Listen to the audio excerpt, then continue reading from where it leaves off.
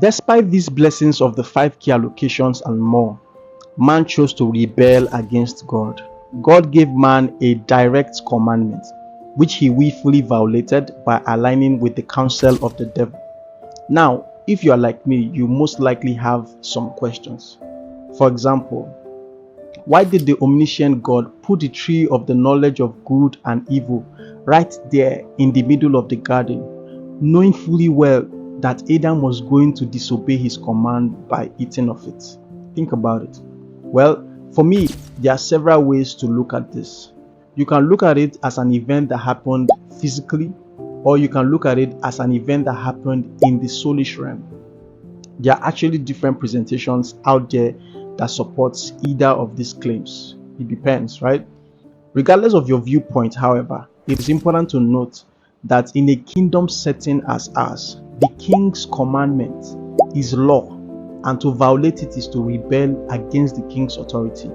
Rebellion in the biblical sense means to deliberately reject God's will, placing oneself in opposition to him. The devil, knowing the consequences of rebellion firsthand, lured man into disobedience by sowing doubt about God's word.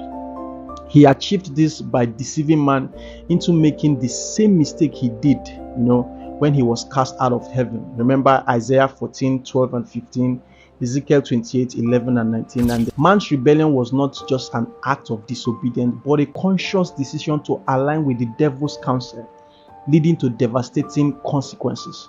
You see, the serpent's temptation led to man's willful violation of God's command.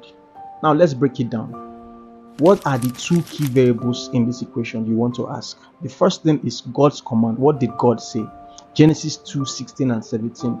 Do not eat from the tree of the knowledge of good and evil. It's clear. The second variable is man's action. What did man do? Genesis 3:1 and 6. Man desired the knowledge of good and evil despite already being made in God's image and likeness. He misunderstood or undervalued the identity and authority God had given him. Genesis 1 and 26. Man's rebellion was rooted in deception, a failure to appreciate the divine purpose. Yes.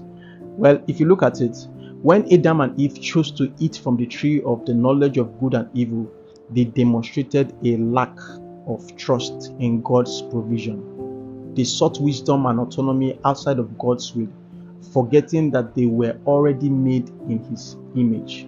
God, now being a God of love, rules his kingdom through laws that reflect his holiness and justice. As a result, his jealousy insists that every violation of his law is adequately recompensed.